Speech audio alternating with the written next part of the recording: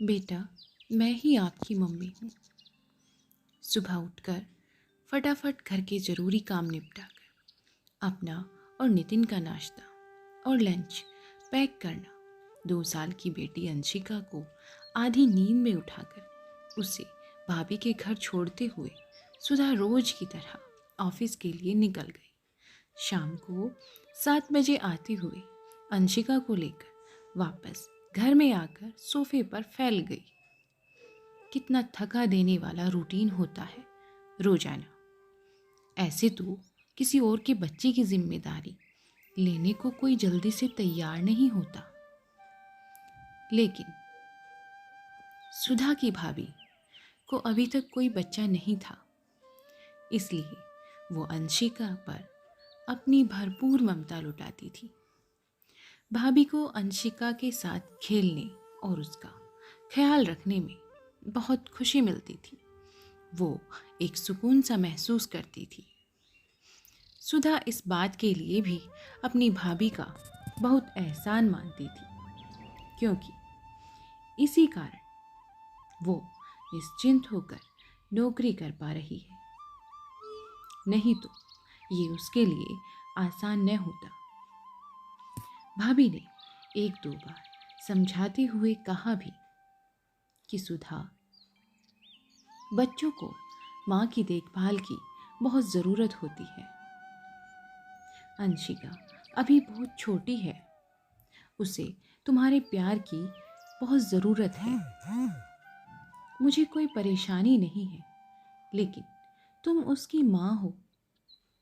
इस पर यही कहती भाभी अपने बच्चे के बेहतर भविष्य के लिए ही तो मैं कमा रही हूँ।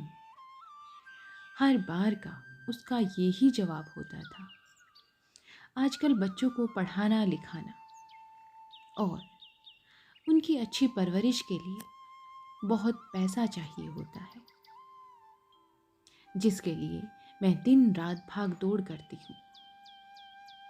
ऐसे तो नितिन भी कहते हैं कि उनकी सैलरी में मैनेज हो जाएगा, लेकिन मैं अपनी नौकरी छोड़कर किसी पर निर्भर नहीं होना चाहती।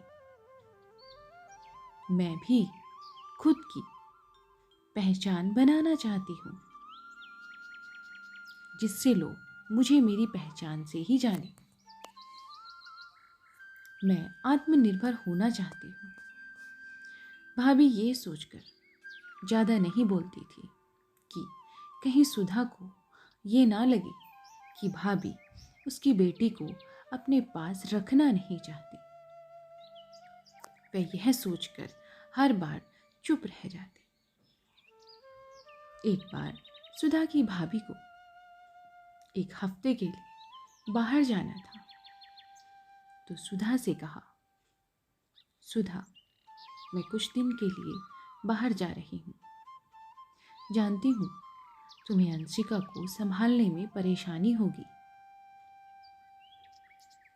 लेकिन मैं क्या करूँ?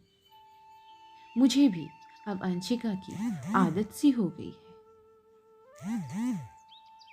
उसके बिना मेरा नाम और मेरा मन कहीं भी नहीं लगता। आप आराम से जाओ भाभी, मैं कुछ दिनों की छुट्टी ले लूँगी। वैसे अच्छा है, इस बहाने से मैं अंशिका के साथ कुछ समय तो बिता पाऊँगी और मैं अपनी बेटी को इस तरह थोड़ा वक्त दे पाऊँगी। सुधा बोली। एक दिन निकल गया, लेकिन दूसरे दिन अंशिका ने रोना शुरू कर दिया। मुझे मम्मी के पास जाना है, मुझे मम्मी के पास जाना है। वह रोते रोते बस यही बोले जा रही थी कि मुझे मम्मी के पास जाना है। मम्मी तो आपके पास ही है बेटा। सुधा अंशिका को बहलाते हुए बार बार कह रही थी, बेटा मम्मी तो आपके पास ही है। नहीं, आप गंदी हो, मुझे मम्मी के पास जाना है। कुछ देर बाद उसे समझ आया कि अंशिका उसकी भाभी को ही अपनी माँ समझने लगी है। उसे लगने लगा है कि ये ही मेरी माँ है। सुधा का दिमाग सन्न रह गया। क्या मेरी बेटी मुझसे इतना दूर हो गई कि अब वो अपनी माँ को भी नहीं पहचानती? यह सोचकर वह बहुत परेशान हो जाती है। लेकिन इसमें इस बच्ची का क्या दोष है? सारा कसूर तो मेरा ही है। बच्चे के लिए तो वही माँ होती है जो उसकी देखभाल करती है, जो भूख लगने पर उसे प्यार से खाना खिलाती है, प्यास लगने पर उसे प्यार से पानी पिलाती है, जरा सा रोने पर उसके जरा सा रोने पर बहलाकर चुप भी कराती है। वो ही तो माँ होती है। लेकिन मैं बेवकूफ़ थी जो सोचती रही कि सिर्फ पैसों से ही बच्चों का भविष्य बनता है, जबकि भविष्य सिर्फ पैसों से नहीं बल्कि अच्छे वर्तमान से बनता है। मैंने तो अपनी बेटी से उसका बचपन ही छीन लिया। नहीं तो अब भी वक्त है। मुझे भविष्य से पहले वर्तमान के बारे में सोचना चाहिए था। मेरी बच्ची को अभी मुझे अपने पास ही रखना है। उसे अपने माता पिता के प्यार और साथ की बहुत ज़रूरत है। मैं कल ही अपनी नौकरी से रिज़ाइन कर दूंगी। अपनी बेटी के लिए मैं ये ज़रूर करूंगी। मैं माँ तो बन गई, लेकिन मातृत्व के सुख से वंचित रह गई। पहले मैं अपनी बेटी की माँ तो बन जाऊं और फिर कोई पहचान के बारे में सोचो। सुधा ने अंशिका को अपने सीने से चिपका लिया। बेटा, मैं ही आपकी मम्मी हूँ। देखो, मैं आपकी मम्मी हूँ। चलो अब हम पार्क में चलते हैं।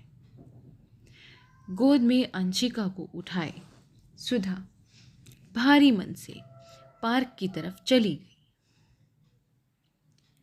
अपनी बेटी को यकीन दिलाने के लिए कि मैं ही तुम्हारी माँ हूँ, मैं ही तुम्हारी मम्मी हूँ, वह उसे हर प्रयास के द्वारा ये बताना चाहती थी कि मैं तुम्हारी माँ हूँ, वो तुम्हारी मामी है।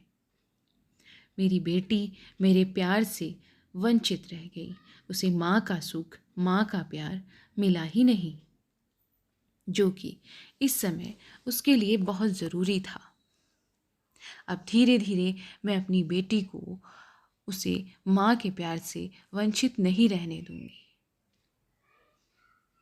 कहानी सुनने के लिए आपका बहुत बहुत धन्यवाद। और कहानी को व्यर्थ में ना ले, सीख समझ कर पढ़ें। और अगर आप हमारे चैनल पर नए हैं तो प्लीज़ हमारे चैनल को सब्सक्राइब करें। ऐसी ही और अच्छी कहानियों के साथ मिलते हैं आपको। तब तक के लिए धन्यवाद।